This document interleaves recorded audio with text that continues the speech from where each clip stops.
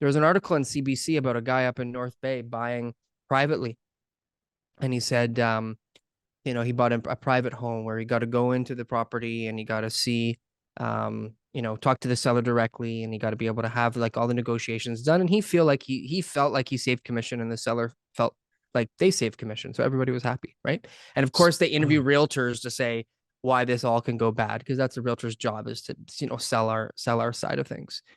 Well, Right? but so the point really of the story is more the narrative that was pitched than anything. And like, I think there's probably, like, I mean, if you look at my Twitter feed, and if I even read the mainstream articles that are out there, you would say you would definitely think that there's a resurgence here in the market that's going pretty bananas. Like, Yeah. I'm seeing people talking about sales over peak pricing in Vancouver.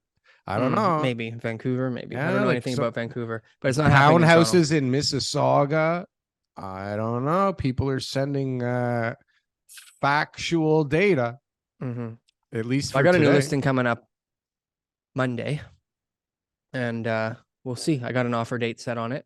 What are you 4-bedroom seeing? bungalow in Etobicoke.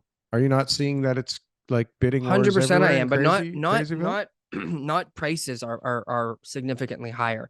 They obviously went up, and the numbers came up, and numbers are higher than they were in January. It came up pretty sharp. I know. I'm just saying that there's a lot of other things that, you might want to look at there, right? Is, what segment of the market came up where more expensive properties sold. So they looked at, different percentage of price points. I'll get the numbers for you right now. But, there were more expensive properties sold this month, right? More expensive properties sold. So that brings up average prices. You've got, seasonal stuff. You've got different things like that. But anecdotally, when I'm looking at the sales price, even when there's 20 offers, I'm not seeing a price that somebody overpaid for. And what's his name? Vince doing the Owl show. I watched his show the other day. He even said the same thing. Nobody's overpaying for real estate right now. Nobody's overpaying. In February last year, people were overpaying.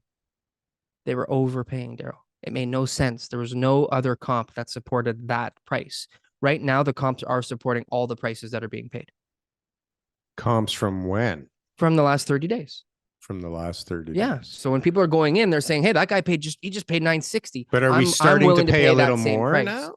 Obviously, there's going to be a case by case situation where people might pay a little bit more, but there's also going to be situations where people paid less in February than they did in January. Same house. Okay. So when you first mentioned stats, what I was going to mention that might make me look stupid, which I don't know how we went on a tangent there. The amount of active listings versus new listings, if you look at the correlation between the two in 2023 and then in 2022, they're like inverted. They're opposite, right? You have, and I'm trying to understand what that actually means. So you have more, hold on, let me just pull it up again. So ready for the number? Maybe I'm just stupid, right? Because like you have, it says new listings 8,367, and you have active listings of 9,643, which to me means 1,300 or so listings like rolled over from the last month, right? Yep. Like didn't get sold from the last month. But when I look at 2022, I have 14,000 new listings and I only have 7,000 active listings. What the hell does that mean? There's less. Sorry, Darryl, I wasn't paying attention. 14,000 new listings and 7,000 active listings. Yeah. So new listings that came up were newly listed. Some of them could have been sold or terminated, right? So by the end of the month, there was only 7,000? How many active listings there were. Yeah. And obviously with only 4,700 sales, not all of that differential was sold properties, right? So some of them came off the market.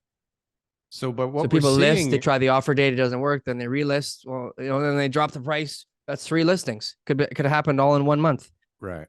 So, but right now, what we're seeing is that about 13% of the listings roll over into the next month. I don't know if that's good or is that bad. Like there's There doesn't seem to be much inventory, and it sounds to me like if 87% sell, like most things are selling. I mean, some of it has to be shit that no one wants or overpriced, right? So active listings is what you track. So you got active listings, which is 9,299.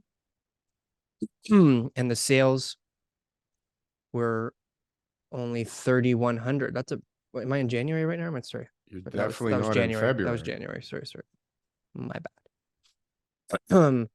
Active listings 9643, and we had 4,783 sales. So you got 2 months of inventory. That's what you track. Yeah, that's the crazy thing, is the months of inventory is insane. Like, yeah, we're so still in a so if I go back to January market. now, just to give you the info where the market's trending, you got 9,300 active listings at the end of January with 3,100 sales. So you're at 3 months of inventory. So the inventory has gone from 3 months of inventory down to 2 months of inventory in that month. In 1 month. Yeah. So inventory's shrinking, which is what everybody's saying. We're all seeing the same thing. There's a lot of pain out there. Like, there's a lot of pain out there. Power sales.